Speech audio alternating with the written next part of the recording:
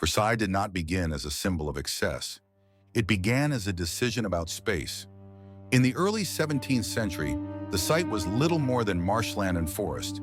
A modest hunting lodge was erected by Louis XIII, meant to escape the pressures of Paris. Yet even in this initial retreat, distance already carried meaning. To rule from afar was not withdrawal, it was calibration. Power measured itself by how far it could extend while remaining unquestioned. When Louis XIV inherited both the crown and this landscape, he recognized something fundamental. Authority was not sustained by decree alone. It required architecture capable of shaping perception, movement, and hierarchy. Stone that could instruct the body before the mind ever engaged. Versailles was conceived not simply as a residence. It was designed as an environment in which the logic of absolutism could be lived daily. Every approach reinforced this intention. The palace was aligned along a rigid central axis that stretched outward into gardens engineered with mathematical precision. From the elevated terrace, the land appeared disciplined, flattened, and subordinated to geometry. Nature itself seemed to obey the crown. The gardens designed by André Lenotre were not decorative flourishes. They were political statements rendered in hedges, gravel, and water. Controlled vistas suggested infinite reach. Forced perspectives subtly exaggerated scale, making the palace appear larger and more commanding than its physical dimensions alone would suggest. Inside, spatial authority intensified. Movement through Versailles followed an implicit grammar of power. Rooms increased in grandeur as one progressed toward the king's apartments, yet access narrowed. The palace was vast, but privilege was claustrophobic. Nobles traveled great distances only to be compressed into rigid ceremonial routines. Proximity to the monarch determined status more decisively than land, lineage, or military service. Architecture replaced feudal bonds with choreography. To attend the king's rising or retiring ceremony was not merely an honor. It was survival within a system that consumed time, attention, and wealth. The Hall of Mirrors embodied this philosophy with almost unnerving clarity. Its mirrors did not exist for vanity alone.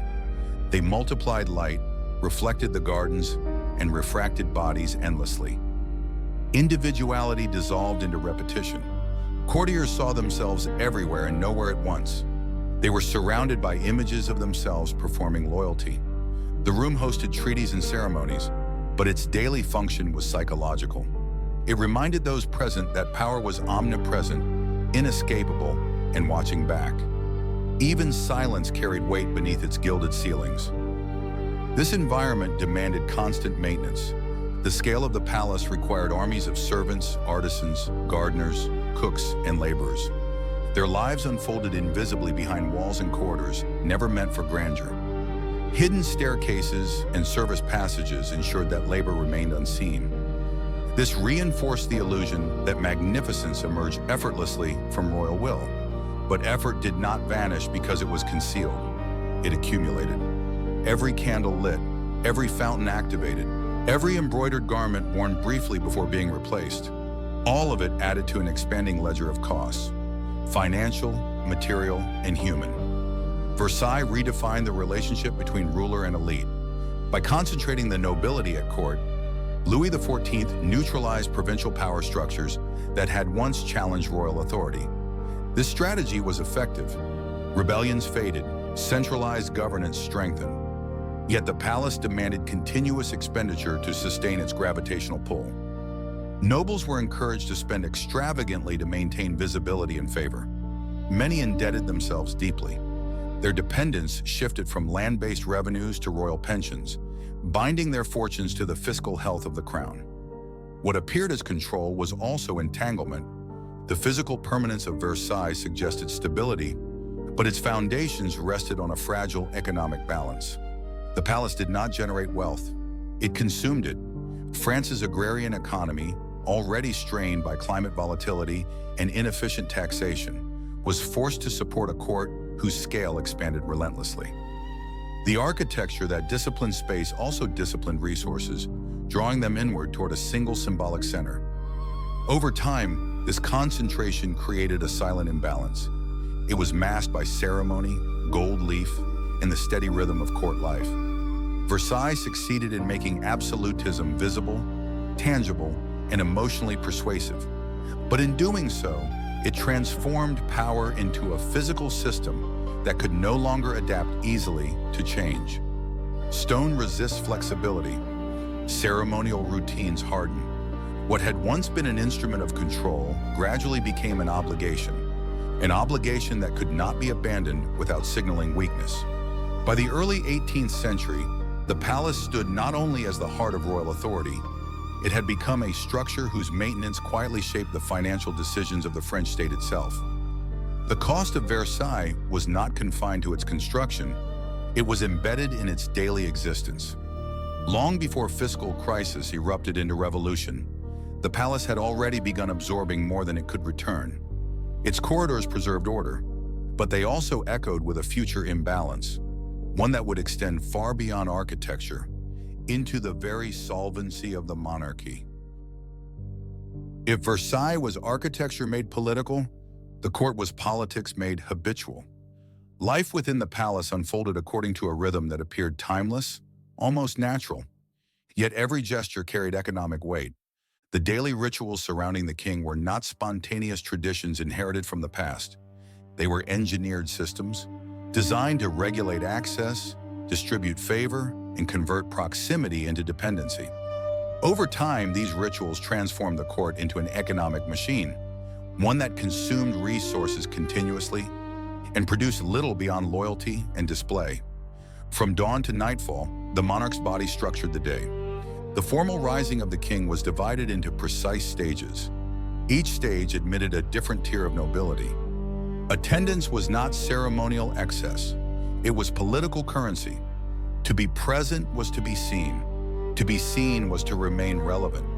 Courtiers reorganized their lives around these moments. They sacrificed autonomy for visibility. Many rented apartments within the palace at exorbitant cost. Others constructed townhouses nearby. Estates that once sustained their status were slowly drained. The court required attendance, and attendance required expenditure. Clothing alone became a mechanism of financial pressure. Fashion at Versailles shifted rapidly. Conformity was essential. Nobles who failed to update their wardrobes risked social invisibility. Silk, lace, embroidery, and jewels flowed through the palace in constant circulation. Merchants and artisans benefited. The aristocracy sank deeper into debt. These expenses were not reimbursed. They were expected demonstrations of devotion. The monarchy did not need to command obedience. It invited nobles to ruin themselves voluntarily, all in pursuit of favor. This system altered the structure of aristocratic wealth. Landed income, once the foundation of noble power, became insufficient.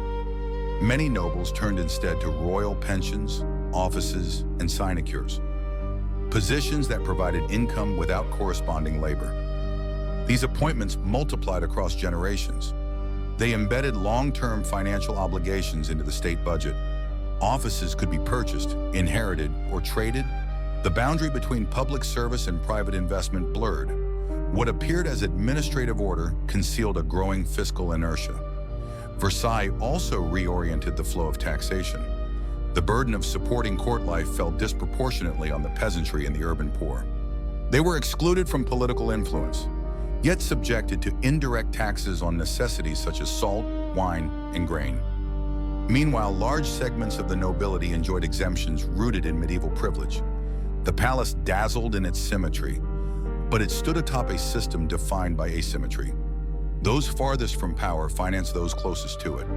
The monarchy attempted to manage this imbalance through short-term solutions, not structural reform. Loans were raised, offices were sold, future revenues were pledged to meet present needs. War intensified these pressures, but it did not create them. Even in periods of relative peace, court expenses remained fixed or increased. Versailles could not contract without undermining the symbolic permanence it was designed to project. Reducing ceremonies risked signaling decline. Dismissing courtiers threatened the image of stability. Austerity became politically dangerous, and foreign observers admired the brilliance of the French court. Quietly, they noted its inefficiencies. Diplomats recorded vast sums spent on entertainments, banquets, and construction. Long after the palace itself was complete, fountains ran even when surrounding regions faced water shortages. Their operation was timed to impress visiting dignitaries, not to serve practical needs. Spectacle became policy by other means. It reinforced France's image abroad, while deepening its domestic contradictions. By the reign of Louis XV, the system persisted more from momentum than conviction.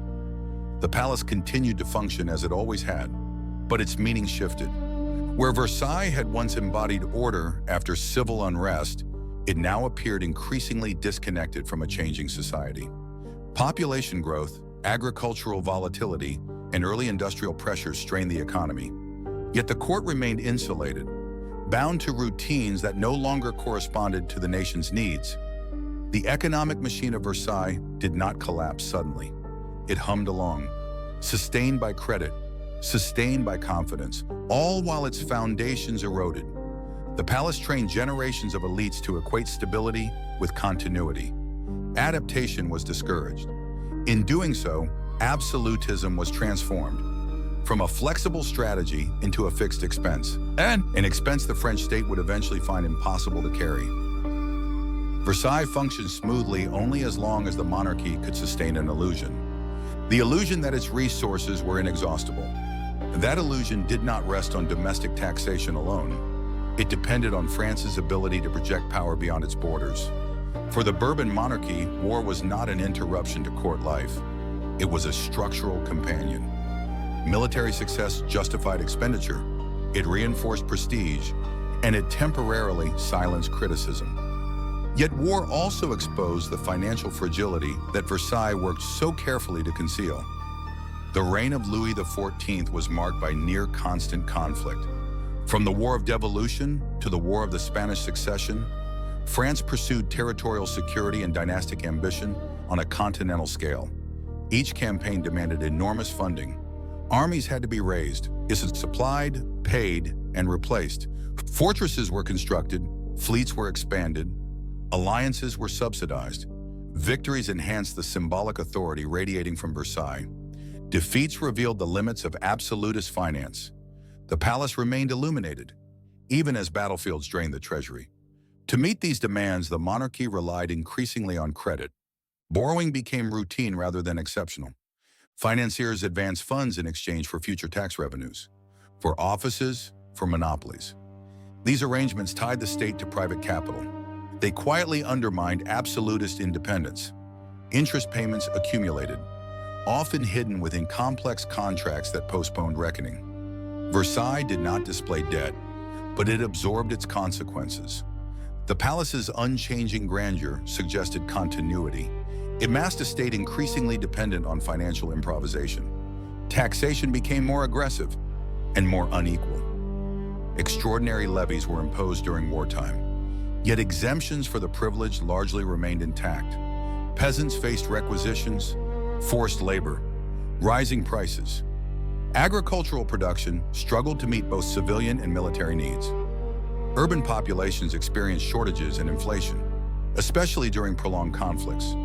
While Versailles hosted celebrations marking treaties or royal births, entire regions endured hardship. That hardship rarely reached the court's consciousness, except through abstract reports. The War of the Spanish Succession marked a turning point. Its length and scale exhausted even France's considerable resources. Famine struck in the final years of Louis XIV's reign. Hundreds of thousands died. Grain shortages and harsh winters revealed how thin the margin of survival had become. Yet the machinery of court life continued to operate. Ceremonies were simplified, expenditures were trimmed at the margins, but the palace itself remained sacrosanct. Versailles could not be allowed to reflect weakness. Doing so would have threatened the legitimacy it embodied. When Louis XIV died in 1715, he left behind more than a grand architectural legacy. He left a deeply indebted state. His successors inherited both the palace and its obligations. Louis XV ascended the throne as a child. During the regency that followed, reform briefly seemed possible. Some officials recognized the need to restructure finances, to reduce expenditures, to modernize taxation.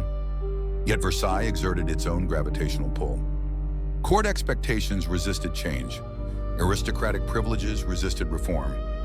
International rivalries reinforced inertia. Attempts to rationalize finance repeatedly faltered. Ministers who proposed reform faced opposition, not only from the nobility, but from the institutional habits of the monarchy itself. Credit allowed postponement. As long as lenders believed in the crown's eventual solvency, the system endured. Confidence became a substitute for balance. Versailles remained unchanged in form, and in doing so, it reassured creditors. Even as underlying conditions worsened. By the mid-18th century, France's participation in global conflicts intensified these pressures, most notably the 7 Years' War. Colonial losses reduced revenue and prestige at the same time. Military defeat undermined the very justification for absolutist expenditure. The palace, once a symbol of unassailable dominance, now stood increasingly at odds with geopolitical reality. Yet its cost remained fixed. Versailles did not adjust to failure. It demanded the same resources whether France expanded or contracted. The illusion of infinite resources persisted, not because it was universally believed, but because no alternative vision of authority had yet taken hold. Absolutism depended on continuity. Versailles was its most visible proof. To dismantle the palace would have signaled collapse. To abandon it would have admitted unsustainability. So the monarchy continued forward, sustained by credit, sustained by ceremony, even as its financial foundations eroded beyond repair. By the time Louis XVI inherited the throne in 1774, the financial crisis of the French monarchy was no longer latent. It was structural, persistent, and widely understood by those tasked with managing the state. Yet Versailles remained unchanged, not because reformers failed to see its cost, but because the palace had become inseparable from the monarchy's conception of itself. Reform required more than new policies. It required a new language of power, one that Versailles was never designed to speak. The early years of Louis XVI's reign briefly suggested the possibility of transformation. Ministers such as Turgot recognized that the fiscal system of the Ancien Regime could not sustain itself indefinitely. They proposed measures to address long-standing inequalities, reducing exemptions, liberalizing the grain trade, restraining court expenditure. These ideas were grounded in emerging Enlightenment principles that emphasize rational administration over inherited privilege. Yet each proposal encountered resistance, not only from vested interests, but from the symbolic inertia of Versailles itself. The palace exerted pressure without issuing commands. Courtiers expected pensions. They expected offices. They expected visibility. Ceremonies continued to define hierarchy. The rhythms of court life, refined over generations, discouraged disruption. Ministers who attempted to curtail spending or challenge exemptions found themselves isolated. Turgot's dismissal in 1776 signaled more than a political setback. It demonstrated the limits of reform within a system whose identity depended on continuity. Versailles absorbed reformist ambition and rendered it temporary. Subsequent ministers adopted more cautious strategies. Jacques Necker, a financier rather than a traditional court noble, attempted transparency instead of transformation. His publication of the Compte Rendu au Roi presented the monarchy's finances in a favorable light. Extraordinary expenses were omitted. The scale of debt was masked. The document reassured creditors.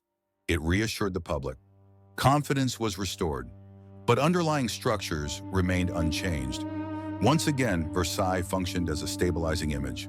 Perception substituted for reality. The American War of Independence deepened these contradictions. France's support for the colonies was motivated by rivalry with Britain, but it also carried symbolic resonance. Assisting a rebellion against monarchy abroad did not translate into tolerance for reform at home. The war strained finances further. It added massive debt. It generated no new revenue streams. Victory brought prestige, but it did not resolve imbalance.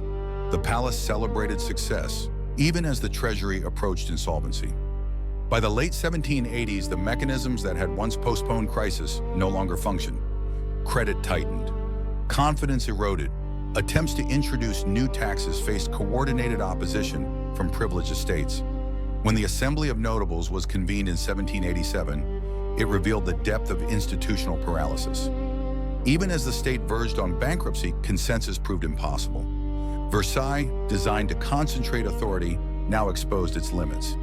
Centralization without adaptability had produced immobility. The calling of the Estates General in 1789 marked a profound rupture. It acknowledged publicly what had long been privately understood, that absolutist governance could no longer manage the state's financial reality.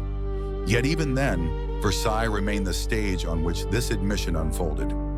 Delegates gathered not in Paris, but within the orbit of the palace. Old forms persisted at the very moment they began to fail. As debates intensified, the symbolism of Versailles shifted. What had once represented order and permanence now signified disconnection. The distance that had insulated the court from Paris appeared as indifference. The architecture that once disciplined nobility seemed irrelevant to a political nation awakening outside its walls. When crowds marched on the palace in October 1789, they did not encounter an enemy fortified by strength. They encountered an institution hollowed by its own rigidity. Versailles did not fall because it was stormed. It fell because it could no longer explain itself. Its costs were no longer defensible. Its rituals were no longer persuasive. The palace remained physically intact, but the logic that sustained it had dissolved. In the end, absolutism did not collapse under sudden attack. It collapsed under the accumulated weight of decisions deferred, choices postponed, to preserve an image that could not survive exposure to reality.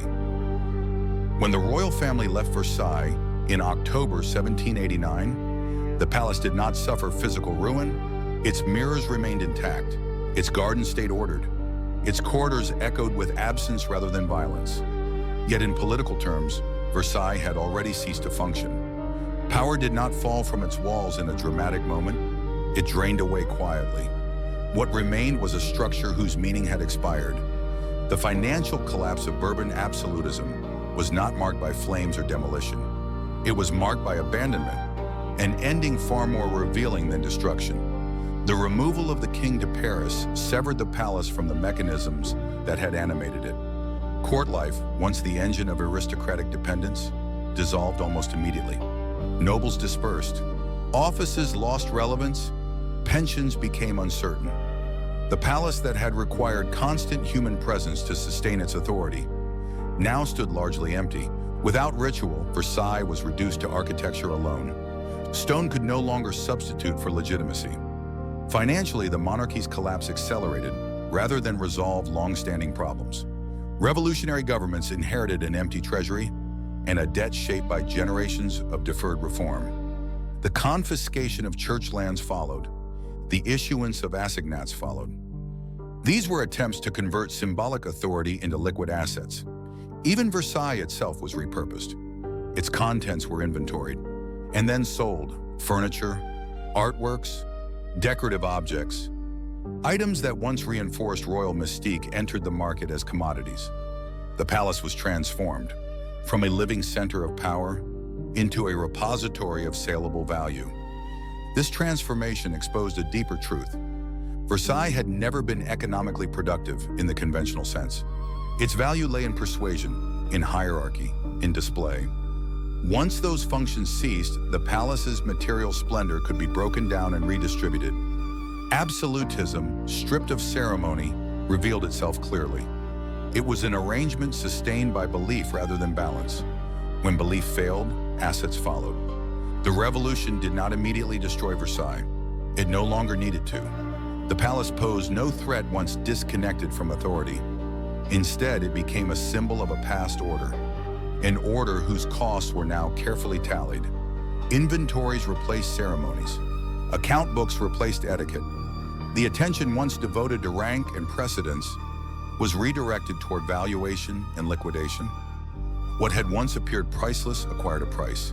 In the decades that followed, Versailles entered a new phase of existence. Under Napoleon, and later the restored monarchy, the palace was preserved. Not as a seat of power, but as a monument. Its meaning shifted. From command to memory, restoration required public funding. But justification no longer came from divine right. It came from national heritage. The building survived because it could be reinterpreted, not because its original function endured. The financial collapse of Bourbon absolutism did not end with the monarchy's fall. It continued. In the long process of redefining what Versailles represented, the palace became a lesson rather than a tool, a reminder of how authority, once embodied in stone and ritual, can outlive its purpose and still remain instructive. Its survival allowed France to confront its past, without rebuilding it. Today, Versailles stands immaculate, yet inert. Visitors walk through spaces once governed by protocol. They are now guided by signage. The cost of its construction can be calculated. Its maintenance can be archived. Its expenses can be debated. What cannot be restored is the belief system that once made those costs seem necessary. Absolutism required an architecture that appeared eternal. History revealed a different truth. No system, however monumental, escapes accounting forever.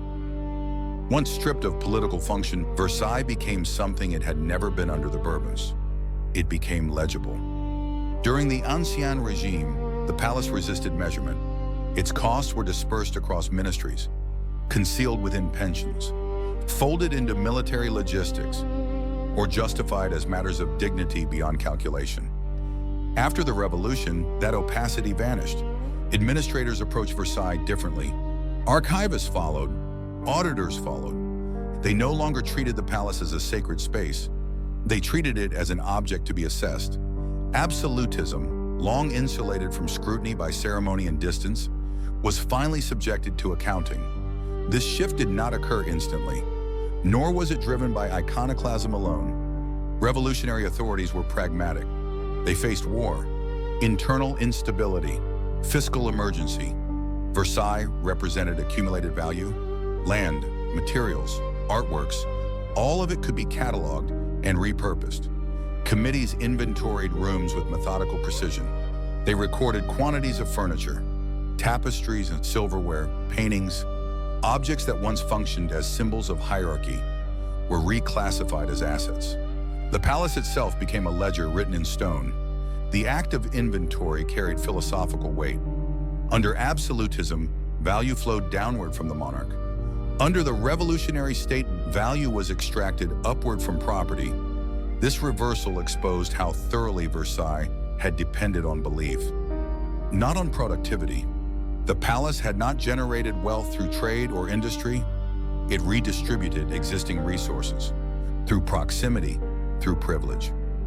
Once belief dissolved, redistribution gave way to liquidation. Yet the revolution did not erase Versailles from the national imagination. On the contrary, the palace became increasingly important. It served as a reference point in debates about power, about excess, about memory. Its preservation was contested. Some viewed Versailles as an intolerable reminder of inequality. Others recognized its potential as a didactic monument. Over time, the latter view prevailed. Versailles survived, not because it was forgiven, but because it could be reframed. In the 19th century, successive regimes struggled to define their relationship to the palace. Monarchies inherited it, empires inherited it, republics inherited it. Yet none could use Versailles as Louis XIV had. Its scale was too closely associated with absolutism. It could not function as a modern seat of government. Instead, it became symbolic terrain. Napoleon used Versailles sparingly. He understood the risk. To occupy the palace too fully would have appeared as a restoration of Bourbon excess, not the mark of a modern ruler. The July monarchy offered a decisive reinterpretation. Under Louis-Philippe, Versailles was transformed into a museum of the history of France. This act was not neutral. It absorbed the palace into a national narrative, one that sought continuity across rupture. Kings were displayed, emperors were displayed, revolutionaries were displayed, all within the same walls. Their conflicts were domesticated by chronology. Versailles ceased to belong exclusively to absolutism. It became a container for the entire political past. Its original meaning was diluted, but preserved. This transformation carried financial implications of its own. Preservation replaced display as the primary expense. The state now justified investment in Versailles differently, through education, through tourism, through national identity, not through sovereignty.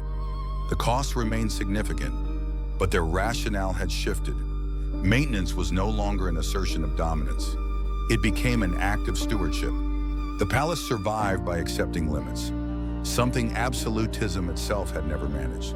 Yet even as a museum, Versailles continued to shape perceptions of power. Visitors encountered grandeur, but without submission, ritual, but without obligation. The palace taught by contrast. Its immensity invited reflection on scale, on cost, on consequence. Where nobles once measured themselves against the king, modern observers measured the king against history. In this sense, the financial collapse of Bourbon absolutism did not conclude with revolution or exile. It concluded gradually. As Versailles was reabsorbed into a world governed by budgets, by publics, by accountability, the palace endured, but its immunity did not. What had once stood beyond calculation became subject to it. Absolutism did not fall because it spent too much. It fell because it could not explain why it spent it all. Versailles outlived the system that created it. Its meaning could be changed, but its cost could never be erased. Long after absolutism collapsed, the palace continued to demand resources, attention, justification. What had once been an unquestioned expense of sovereignty became a permanent negotiation, a negotiation between memory and maintenance. In this persistence lies the final legacy of Bourbon absolutism, not in the monarchy's fall, but in the enduring obligation left behind by its architectural ambition. Throughout the 19th and 20th centuries, successive governments confronted the same dilemma. The form changed. The question did not. To abandon Versailles would have been to renounce a central chapter of French history. To preserve it required accepting responsibility for a structure designed without regard for restraint. Each restoration campaign reopened a question that absolutism had refused to ask. How much power can a state afford? How much beauty? How much permanence? At what point does preservation become burden rather than inheritance? Unlike the Bourbons, modern France had to justify Versailles to its citizens. Public funds were scrutinized, budgets were debated, conservation decisions were weighed against social priorities. The palace, once insulated from accountability by divine right, now existed under democratic oversight. This inversion revealed the true scale of the original imbalance. Absolutism had externalized its costs across generations. Later regimes were left to manage the consequences without sharing authorship. Versailles also reshaped how power was remembered. No longer a living system, it became an object of interpretation. Historians traced its construction phases. Accountants reconstructed its expenditures. Curators contextualized its rituals. The palace became evidence rather than authority. Visitors did not kneel, they observed. They measured distance, not in privilege, but in perspective. The cost of Versailles became intelligible only once its power was gone. Yet the palace's survival complicates judgment. Versailles was not merely a mistake, nor simply an excess. It was an experiment in making authority visible and centralized. At a moment when fragmentation had threatened the state, for decades it worked. It stabilized France after civil war. It subordinated feudal elites. It projected order, internally and abroad. Its failure was not immediate. It emerged slowly, as circumstances changed, as adaptability failed. The cost of Versailles lay not only in money spent, but in flexibility surrendered.